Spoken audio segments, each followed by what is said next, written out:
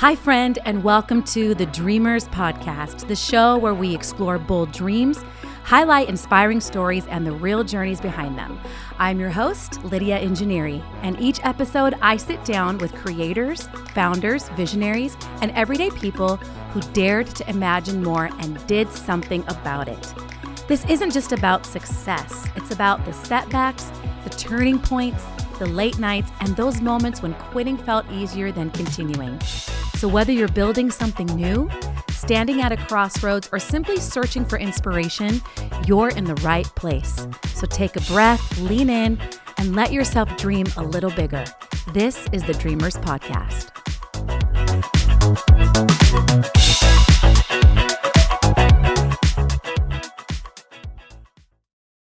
Well, welcome everybody to Dreamers Podcast. I am so excited about this episode today because I am joined by none other than the incredible Natalie Runion with Race to Stay.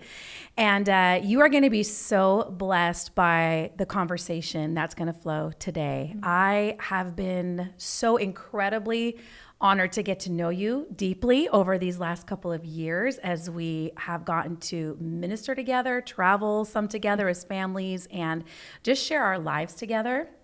You have deeply inspired me to pursue the dreams that are in my heart, and just watching you steward everything God has placed in you has just been an absolute joy. But before we jump into our conversation today, I am going to introduce you a little bit to those who maybe are new to you and who don't know you. But Natalie, first and foremost, she is a wife. She is a mom. She has decades worth of ministry experience in the local church and beyond. She has an incredible platform on social media and beyond, where she shares her heart about the church and about why we need to stay connected and rooted in the house of God. And we're going to get into all of that today, just in our conversations. But she is bold. She has an incredible story. I love stories, and your story is just amazing, how the Lord has just weaved all of his goodness through your life and now brought you to the place where you are today. But most recently, she is an author of 3 books, and we're going to talk about that too. But Natalie, it is an honor to have you. Thank you. Man, thanks for having me. And I love that we get to do this in person, that it's not virtual, because we're about 4 hours apart driving wise. So it's really fun to be able to sit down and spend time together this week and get to see all that you're doing too. So this is just really cool to get to celebrate what God's doing in this space as well. Yes, thank you. Thank you for that. And I know it's been an absolutely wild season. I know you feel the same too, where just a lot has happened at one time. And so, but thank you for that. It is just a joy to be able to share it with you. One of the things that I would love for you as we just start today, this podcast is all about bold dreams and the journeys that got you there. So maybe we could just kind of go back a little bit to the beginning of your story and just, you were born into a pastor's home. You grew up as a pastor's kid, and just share a little bit about your beginnings, and we'll flow from there. Yeah. Growing up, I was a dreamer. I was a crazy dreamer. I loved all the things that I could be, anything God made me to be. And I had parents that told me, you can be anything you want to be. I had pastors in my life who called things out of me. And so at a very young age, I was dreaming and I was believing. Sorry, guys. All good. I was dreaming and believing that I could be anything that God had put into my life, into my heart. And I ended up really truly trusting that the Lord would lead me in that. But with that, you have a lot of naysayers. You have people that are like, well, you can't do that. You don't have the right parents to do that. You don't have the right money to do that. Yeah.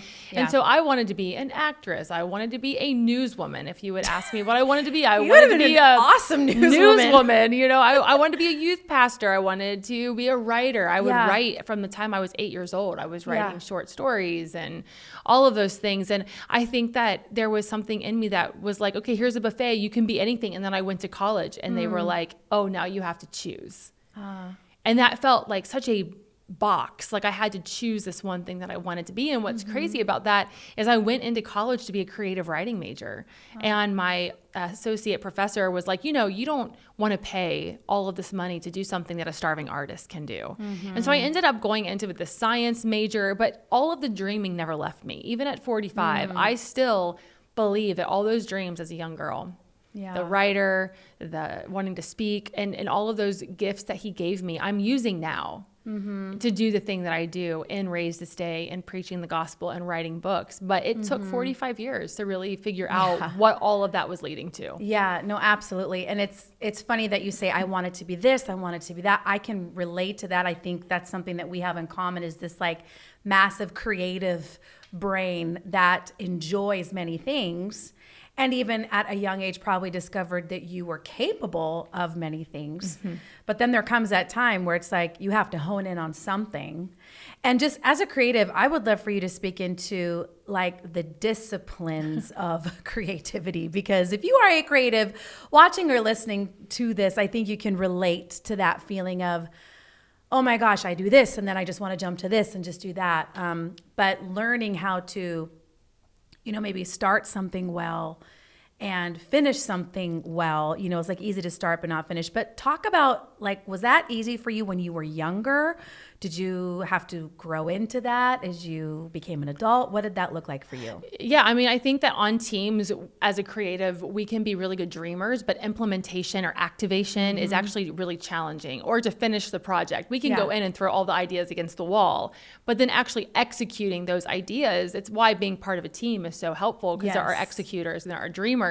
But for me, I ended up working like full-time jobs at 15 years old. I didn't have the luxury of coming from like a trust fund home where we had a lot of money. If I wanted a car, I had to work. If I wanted gas money, I had to work. And so I started working in very high-paced environments, from being a waitress to driving bev carts on the golf courses to working at bookstores.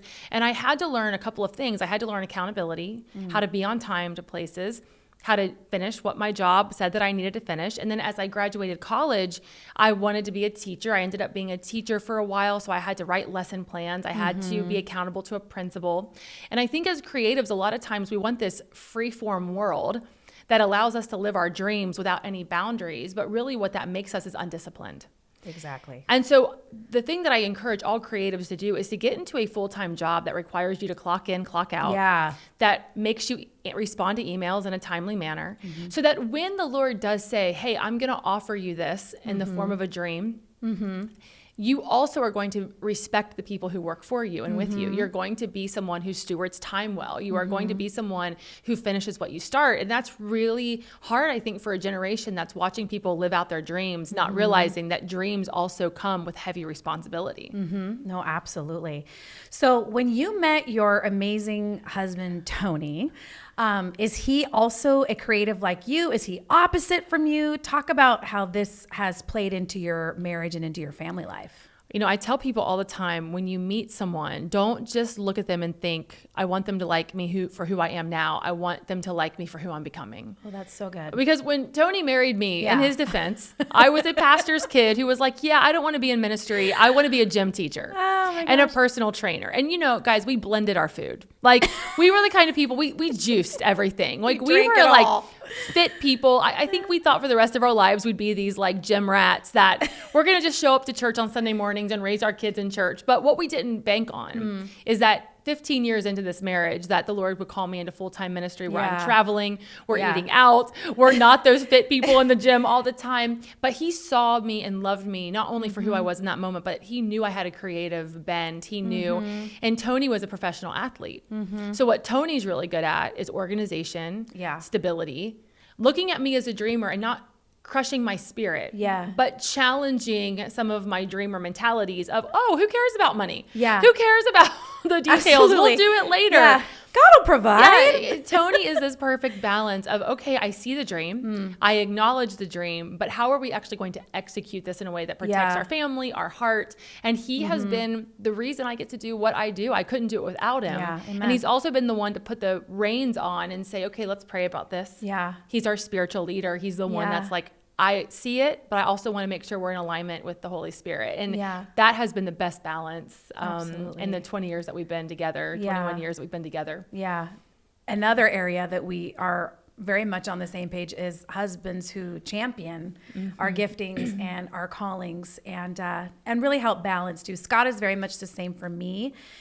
I've learned so much from him just about discipline and how to really like follow through with things. And yeah, he's just awesome. And then your girls who are just absolute delights, does one of them take after you more or one after Tony more? And how are you raising them to be creative and to go after their dreams? Our kids are loose cannons. It's like you could try to like form them when they're 4, 5, 6, but once they hit that, like having their own thoughts, having their own dreams. And I look at my oldest and she's just your typical oldest child. I mean, she's very disciplined. She's driven. She's got a ton of high responsibility. And then I have a younger one who wants hot pink hair and still wants to go to Build-A-Bear, and she's 13. And she wants to own horses and work on a ranch, and and I look at them and I see who they're becoming. I see how God's going to use all of these unique individual traits as well as things that they've inherited through the family gene pool to really, our ceiling is going to be their floor. They're going to go above and beyond anything that we could have ever done. And so not trying to control that, but to put the healthy boundaries around it and to hold it accountable, but then to also say, hey, be free. Like you don't have to do what I did. You don't have to be in ministry. You're always going to be in ministry because you know Jesus. So whatever you choose to do will have ministry elements, but find out who you are in Christ and dream big. You have no idea what could happen. Yeah, no, absolutely. So I kind of want to just chat a little bit more about marriage and family. And, because I think that this is an area sometimes that can be a little bit scary. Like, well, if I pursue ministry, or if God calls me to travel, or whatever it is, that my family is going to suffer for it. Unfortunately, sometimes that does happen. I don't believe that it has to happen. But you have a very distinct ministry call, but your family has a distinct call. Same for me and for my family. And there are certain things that, we have done as a family to place, safeguards, to have healthy boundaries, to make sure we're actually resting and having fun. And it's not always about the ministry, but that is something that we are called to. So for the listener today who is maybe in it or about to launch out into it, but they want to stay married and they want to be a good parent, what would be some advice and wisdom just from your own journey that you would speak to parents and husbands and wives? Yeah, I mean, we act like God's in heaven. Like, oh my goodness, I didn't know that was going to happen. Right. Like he's so caught off guard by decisions that we're making when from the very beginning of conception, he already knew our entire life. Exactly. And so he knew who we were going to marry that was going to partner with us in this. He knew how our children were going to be made to be able to be really adaptable and to be able to be in the ministry without it breaking their hearts and crushing their souls. And when I think about how kind God is, like he literally has numbered our days. He has ordered our steps. And that includes the people that he's going to put around us to run with this. And I have been amazed at God has been leading our family, that even from moving to changing churches, that our kids are right in alignment with us, and that our marriages are right in alignment, and that if we're truly seeking the Lord above our own heart's desires, that he will be so faithful to provide every need according to his riches and glory. And that includes the salvation of our children, the health of our families and our marriages. And when we trust that God has that, then we are going to hold it tenderly because we don't want to do anything in the flesh to ruin it. And we're going to make mistakes, but God is in that as well. So I've just been amazed at how kind God is to my children, the way that they've adapted to new schools, to new churches, and even how he has abundantly blessed them in seeing their friends come to know Jesus, building community. He has been just as kind to my kids and my spouse as he has been to me. Amen. Oh, that's a good word.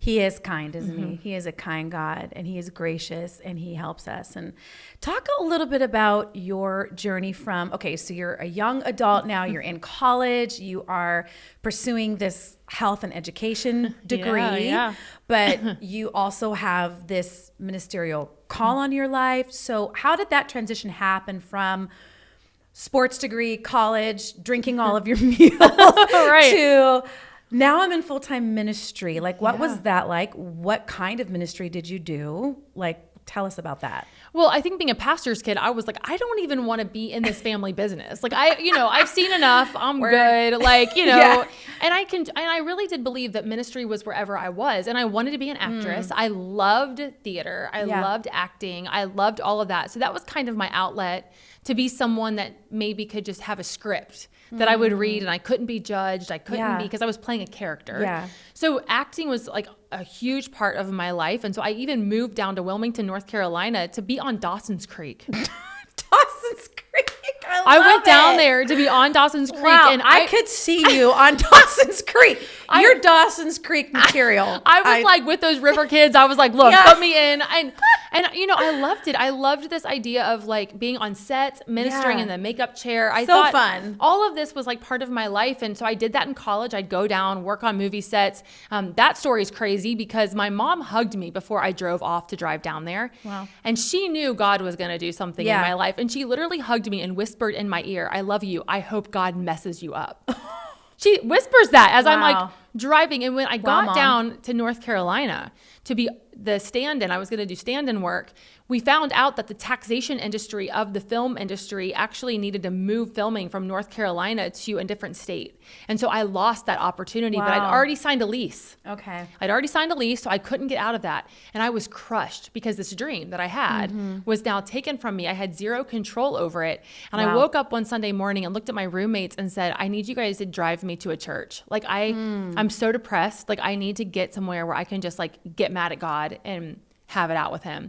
And I remember getting into the foyer and this little Southern girl, we're still friends to this day, comes bouncing up to me and she said, excuse me, do you happen to play the piano? And I am like, okay, God, like, are you kidding me right now? I can't lie in church. I was like, I do. And she said, well, our worship pastor is sick. Would you mind just leading us in a few choruses? Oh my gosh. And I spent the whole... Is this the first time you walked in the door? Yeah, it was literally like a little Southern church. They don't play in the South. They're like, you look like you do something. Get up there and get in. And I got up there and that whole summer I led worship. And it was the Lord saying like, look, you can run, but you can't hide. Yeah. And I'm going to honor these dreams. Like, and hey, I got to be on One Tree Hill.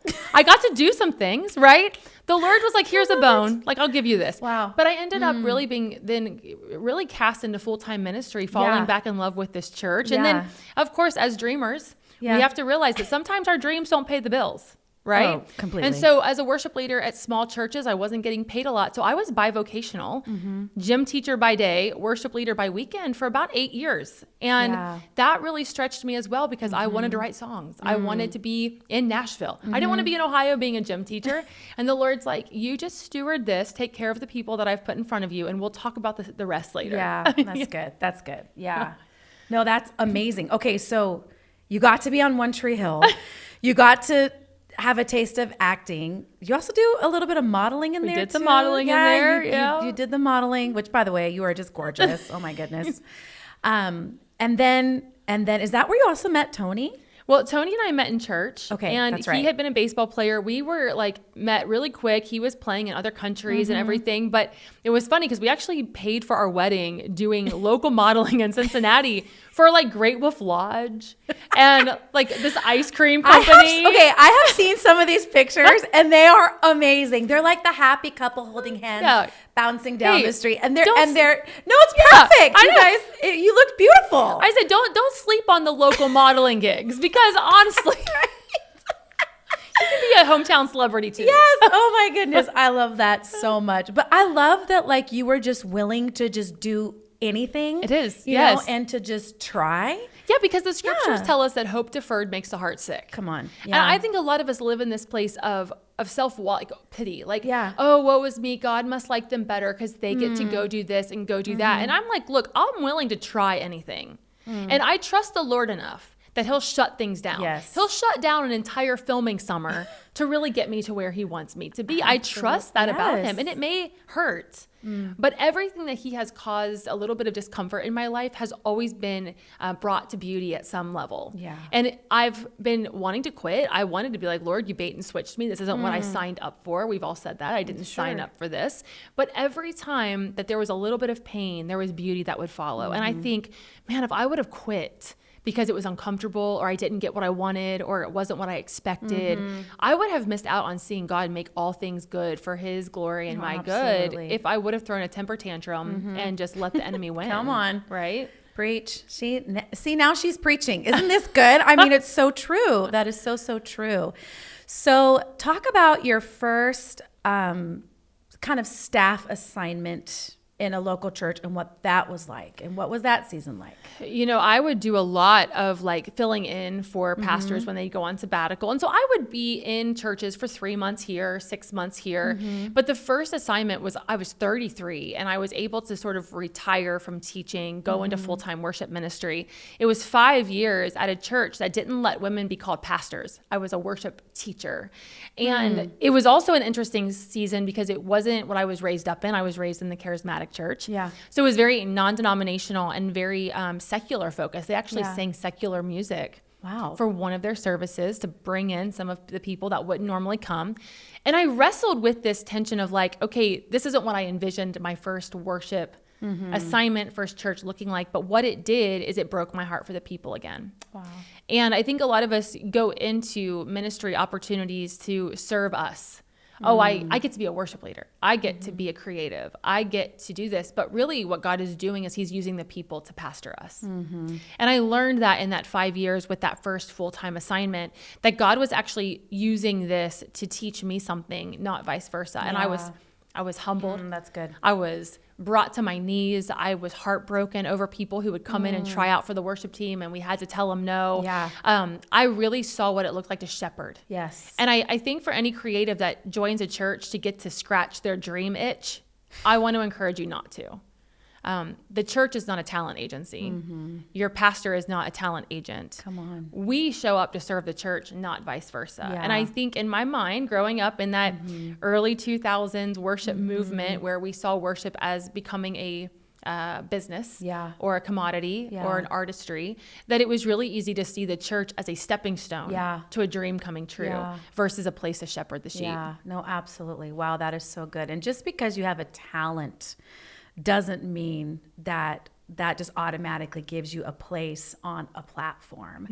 And I think that the character of a person, the integrity, those things that are that formative piece that is so vital, because everyone that you are in front of to potentially help and lead are also people you can very easily hurt if you are not yourself healthy. Right. And the local church will humble you so fast. Oh my gosh. And people, they don't look at you like a celebrity. And if they do, then you've created that environment. Right. I agree. And so the people will remind you constantly, I'm in need of a shepherd, not a celebrity. I'm in need of a shepherd, not an artist. And I think there's place for artistry in the church. Absolutely. But I believe that when we say yes to serving in the local church, that our first job is shepherd. Absolutely. And then the other things the Lord will highlight along the way. Yes, no, absolutely. And this is something actually in our worship cohort that we have highlighted a lot, is the role of a shepherd. Is like, you have to think of yourself as a pastoral leader, and that your job is to learn how to do that, under the direction of the Holy Spirit, and learning how to lead yourself well, is just vital too. So that is so, so good. So then you were a worship pastor, and then what else have you done in the ministry? I went into full-time worship ministry at that church, and then got called to Colorado. Our family moved Cincinnati to Colorado, went into one of the largest worship environments that I'd ever been in. Very high pressure, very high pace. And about a year into that assignment, I get called into an office, and they're like, hey, we think you're a great worship leader, but we'd like you to be our new women's pastor.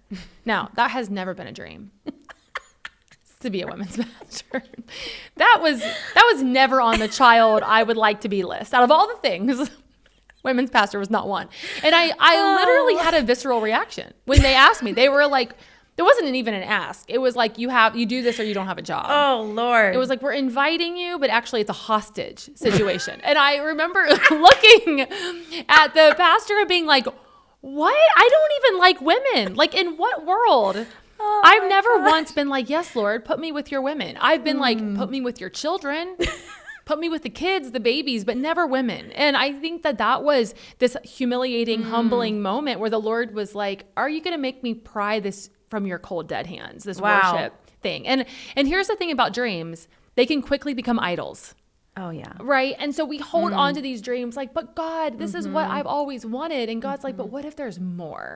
And those 5 years with those women humbled me. It was, again, God didn't bring me there to minister to his women. He brought me there to let his women minister to me. And they did. And it was the most challenging, brutal, beautiful seasons of my life. But I really had to let God have worship, have this dream of mine of traveling the world and writing worship music. And what I saw as the pinnacle of success, which was leading worship at a megachurch, was actually a mud pie compared to the creme brulee that the Lord was about to put in front of me.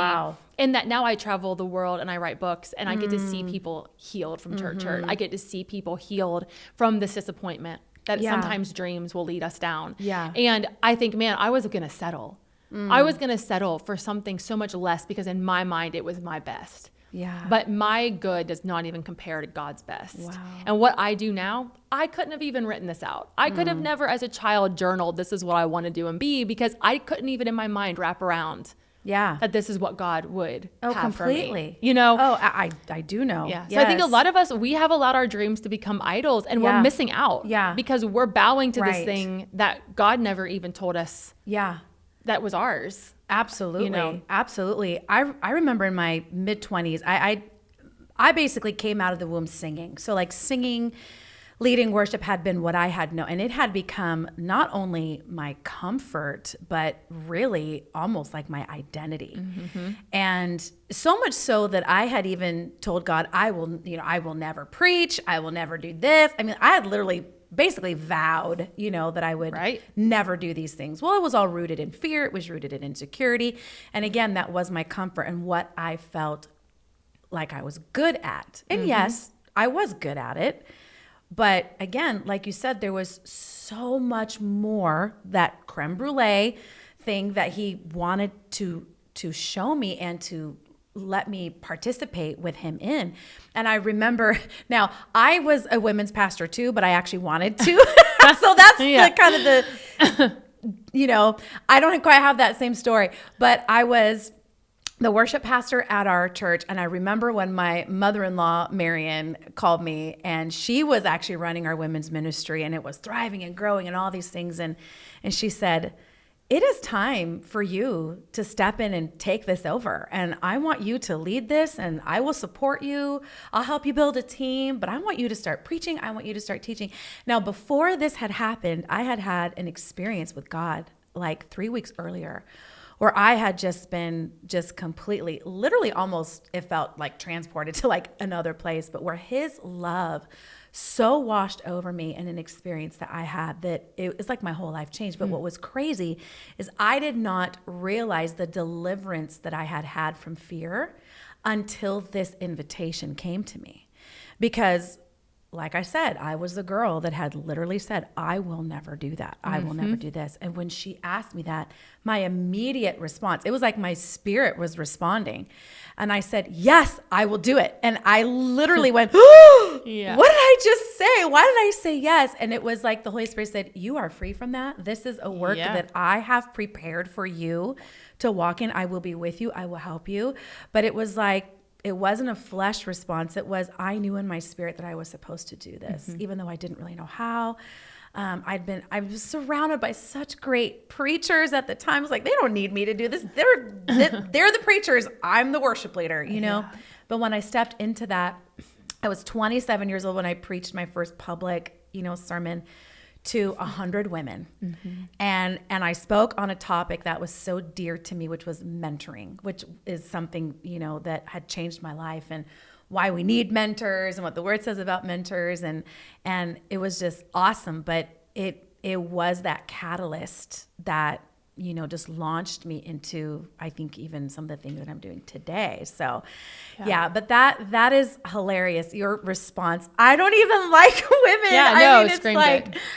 Well, yeah. and what you're talking about, like surrounding ourselves with people who see who we're becoming, not just who we are, and having a mother-in-law who saw that, having pastors, leaders. And the only way we can do this is to stop surrounding ourselves with echo chambers of people who think we're awesome. Oh, come on. Wait. Say that again. We have to stop surrounding ourselves with echo chambers of people who just think we're awesome. Or worse, tell us what we want to hear because they need something from us.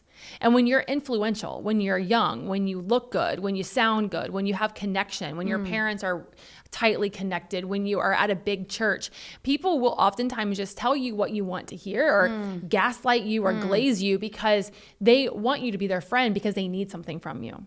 Wow. We have to surround ourselves by people who need nothing from us, who have a ton of skin in the game as mentors, who are saying, look, I'm actually putting my reputation on the line, bringing you in to my circle where I'm going to mentor you, disciple you, invest in you, and call out in you things you can't even see yet. That's right. And this means putting ourselves around people who are going to say, I didn't like the way you behaved there. I didn't like how entitled you acted there. Actually, you're not that awesome. Here's 5 things that you can do better. And that's really hard for us as dreamers and for creatives is because as those of us who want to feel special, those of us who want what we do to feel unique and everything like that, to have somebody look at us and say, you need to grow up a little bit. Those are the ones who are going to call out who we're becoming, not just allow us to stay who we are. And that's really what has happened in my life. That pastor looking at me and saying, I see this in you, and me going kicking and screaming, but them not giving into my tantrum and saying it's this or nothing. It opened up doors that I could never have opened. The Lord just was like, here we go. Not because I went obediently at first, but because I surrendered to the Lord and allowed those people to be in my life and speak that over me. That is so, so good. Yeah, mentoring has changed my life. And if you are listening to this, you need a mentor. Trust me. Yeah. And a really wonderful woman in my life named Chrissy told me, be what you need as well, which is part of her story. But sometimes you just need to be to somebody else what you also need. Yeah. So tell us about Raised to Stay. How did this ministry, which it has, in my opinion, just taken over the world in like the best way, how did this come about? Tell us about when the Lord spoke to you. What is it about? And just share your heart about Raised to Stay. Well, it happened when I got told we were going to move you to women's ministry because I was literally telling the Lord, you bait and switched me. And it was in that I was under some unhealthy leadership, which I think we've all had. If you've been on a church staff or you've worked in ministry, you've been under some kind of an unhealthy or hard season. And I was also watching my friends who I had grown up in church leaving, not just the church, but their faith. And so it was this combination of timing, 2019, deconstruction, started coming out of the woodwork. And I was on a walk with the Lord one day and I said, you know what, God, 20 years a pastor's kid, 20 years in full-time ministry. I think 40 years is a good holy number to tap out. Like, let's just go, And I said, if it's okay with you, I'd just like to be done. And I was asking permission to walk away from that staff role, go back to where I came from, work at Starbucks. I was like, I just want a normal life. Like, I don't want this ministry life anymore. And I really felt in my head, this phrase, just raised to stay, just was there. There was no explanation for it. I just heard raised to stay. I took off running home, Googled, there was nothing, no podcast, no blog, no anything. And I started my social media account with like 200 people and I wrote my first black box. The church did not hurt you. A few broken people did. Don't give up. You were raised to stay. And I posted it and went to bed and woke up the next day to my inbox, like flooded with people that I knew, didn't know. Oh my goodness, thank you for saying this. And I would maybe rewrite that now, but at the time I really felt that. And to have these people saying like, keep talking about this. Like, what are you learning? And so every day I showed up with my 200 people and wrote a black box with white writing about why I could quit, but why I was going to stay with Jesus. And we're almost at 200,000 people now, who I call stayers, who are saying, it's true. I've wrestled with my relationship with the church, with God's people, but I want to stay with Jesus. And John 15 really encompassing what it looks like to abide, to stay, to remain, and how good fruit will be produced. And on that walk that day, the Lord showed me, hey, look, you can still be in a barren season and produce good fruit. Yes. And that's what he did through Raised to Stay was in a season I felt most barren. He produced something that had life. Yeah. And so that's why I tell people barren season isn't death. It could just be the beginning of a resurrection. We don't know. We just don't know until we sit in the tension of letting God show up. Yeah. And that act of obedience of the black box every day, showing up every day, has yielded so much fruit. You ended up writing your first book, Raised to Stay, which has been so well received. Yeah. Like almost instantaneously became a bestseller. And then literally it seemed like you'd birthed that book. A second book, The House That Jesus Built, it comes out, which is equally as good, different than Raised to Stay. Talk to us about that book. Yeah, with deconstruction, it felt like, okay, well, it's good to detangle from some things, but deconstruction without any plan to rebuild is just destruction. That's what Lisa Bevere wrote in my foreword. We don't want to tear things down with no plan to rebuild. And so it felt like we needed a response book to look at, okay, well, every time in the scriptures that God told his people to tear something down, there was a plan to rebuild. And what is our blueprint? And the blueprint for us as the church is the word of God. It's actually right there in Acts chapter 2. What did the upper room have that we as the church today, global church, can also have in our midst to bring revival, to bring repentance, to bring reconciliation. And so much of it is forgiveness. It's having hard and holy conversations. It's acknowledging when we have abused people and we have harmed people. And so Raised to Stay was, okay, we're going to tear it down. The house that Jesus built was, okay, now how do we rebuild it? And how do we be the church that God intended for us to be? Yeah. Wow. Awesome. And then, as if 2 books in the matter of a year, I mean, then there's this third book, which I have right here, which is your newest book, I Don't Even Like Women and Other Lies That Get in the Way of Sacred Sisterhood. Phenomenal title. Different than your first 2 books. Which I've even heard you say has even been a little bit refreshing for you, just to write about something different and to write about what that experience was like for you. But before we dig into this book, which releases in just a couple of days, and I highly recommend that everybody gets it, I want to talk about how you wrote and birthed 3 books in 2 years. That is huge. I mean, that is phenomenal for somebody who is married and has a great marriage, is a mom and is a phenomenal mother, and with also your traveling, because you are a sought after speaker. I mean, if you don't know, Natalie preaches all over the world, and this woman is fire. In the best way. I have listened to her preach publicly. I have heard her speak like this privately, just one-on-one. I've seen her in her home, in her element, in her natural space. And listen, what you see is what you get with Natalie. She is the same woman, whether she's in front of 10,000 or 1, which is why I love you and why you are a credible voice of leadership in this day and time. You are representing the church. You are representing women leaders very well. And I just want to thank you. Thank you. But this book is different.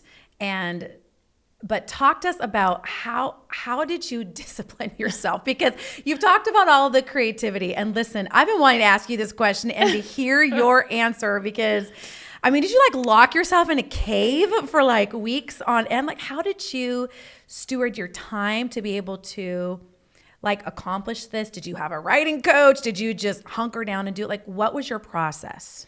Well, you have to remember, 8-year-old Natalie had a metal box of college ruled paper under her bed with a number 2 pencil. I had a writing pad that was insane on my left finger. And I would write for hours. Okay, so writing has always been Writer's right. I have journals.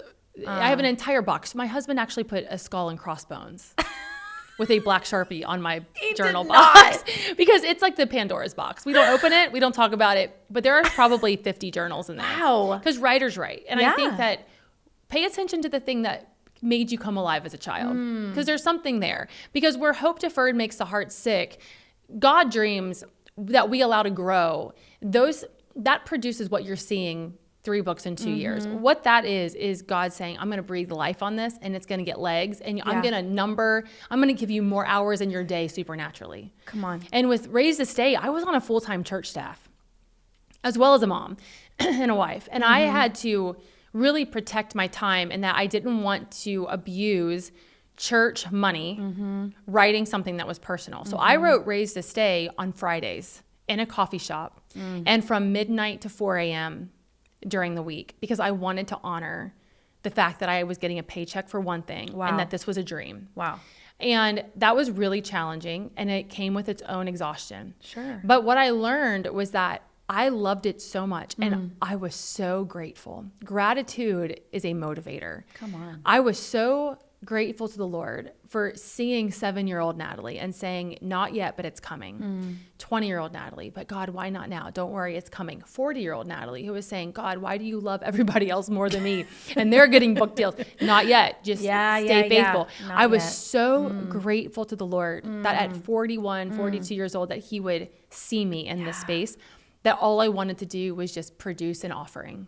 And so these 3 books have simply been an offering. Your act of worship. And the bestseller list are a little cherry on top. Sure. But it's not the motivator. Yeah. It's an active offering. So when I write, it's like worship. It's not a have to. It's not a I need it for the money.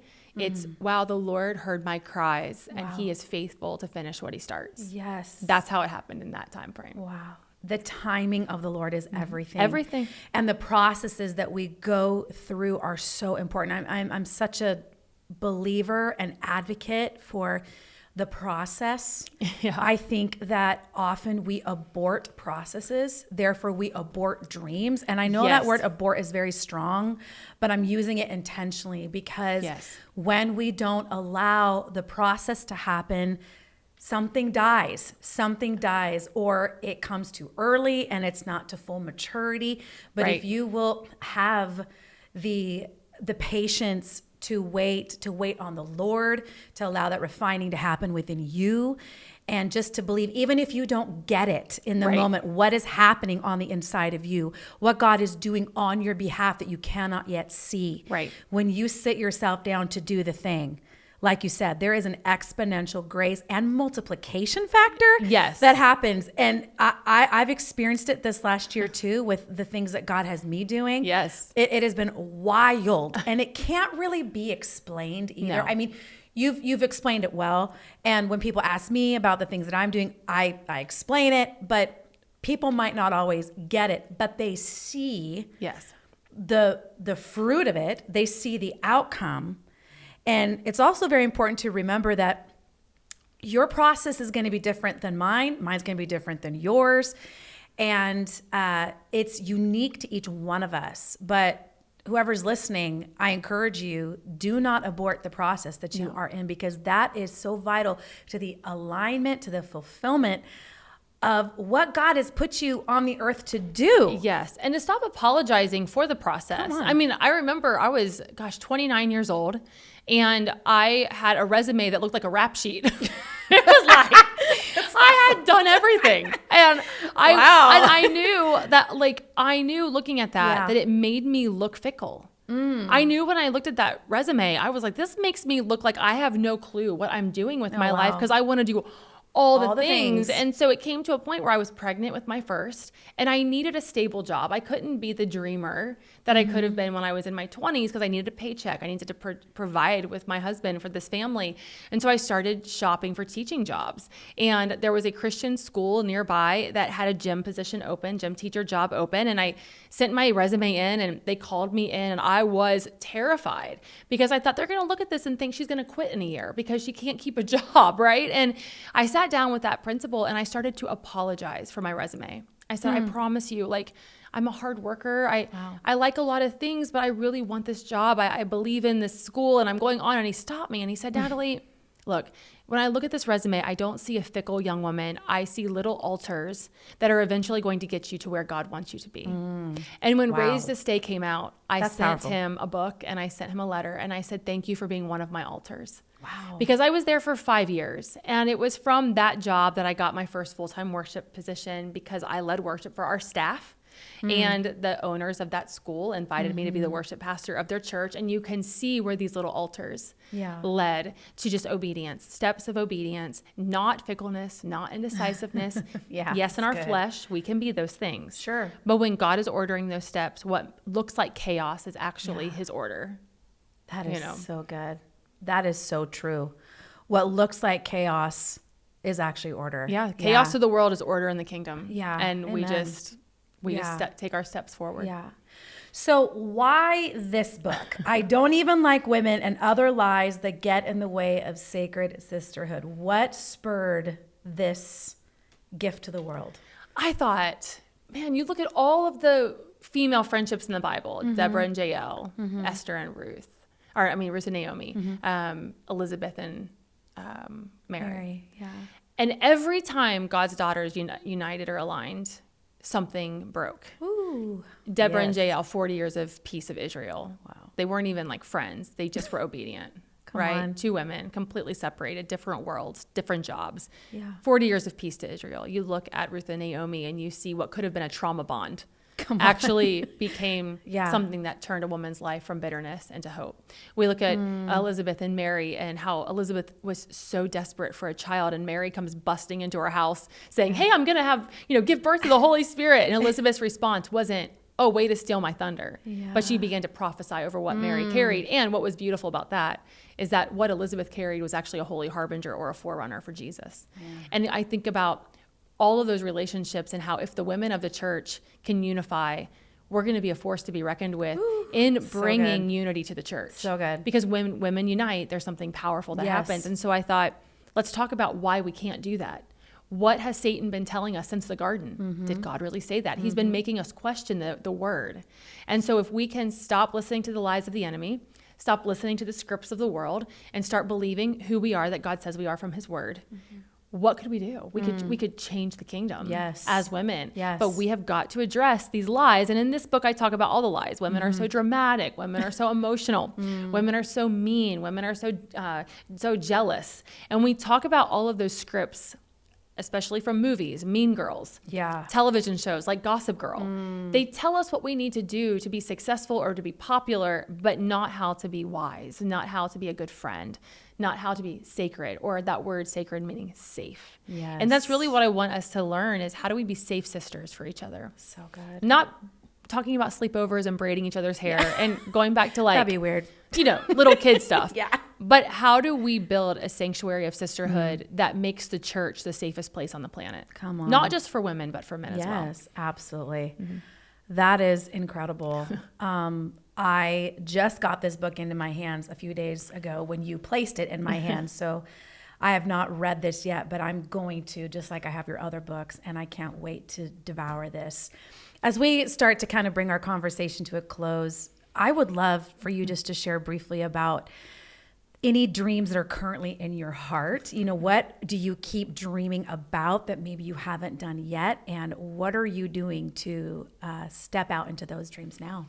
It's kind of twofold. First of all, my kids are getting to an age where I want to bring them into their dreams and also see where our dreams align. And so with my oldest, especially right now, there are some things that are starting to align that I can't wait to see how the Lord uses her dreams and my dreams to see kingdom impact. And so I think, dreams are multi-generational. Oh, yes. There's legacy involved. Absolutely. So that's the mom answer and the responsible answer, because I do think that we can be really selfish for a long time, but once we have children, once we start raising our kids, then we also become responsible for helping to see theirs. That's right. Step in. So I want to be a good steward of my children that God has entrusted to me. But my next personal dream, guys, this is crazy because you remember I talked about Dawson's Creek and One Tree Hill. Yes. I still really love that world, and I would love for at a time when the timing is right to write a fiction book that could be made into a screenplay, that can be made into a movie, and to be part of the movie making process to bring films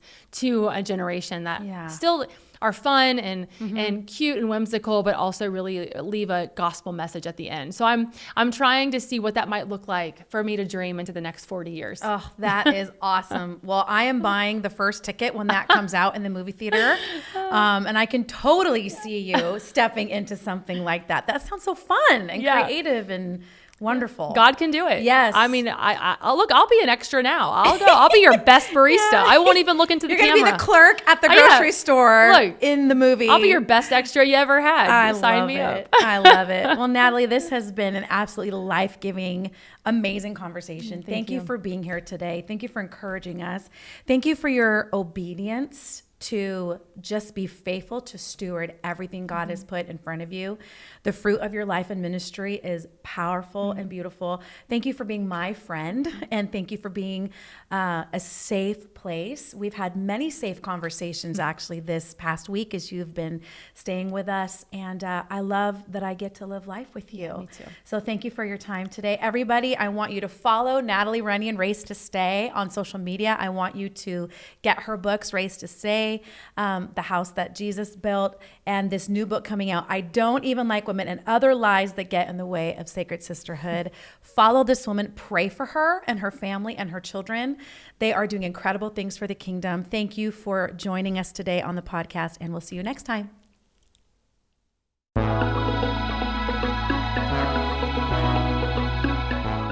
Dreams don't come with a roadmap, only courage, curiosity, and the willingness to keep going.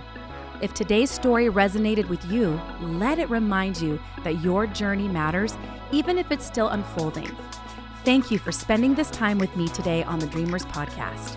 If you enjoyed this episode, be sure to subscribe, leave a review, and share it with someone who needs a little inspiration today. Until next time, keep dreaming, keep moving, and trust that the story you're writing is worth telling. We'll see you on the next episode.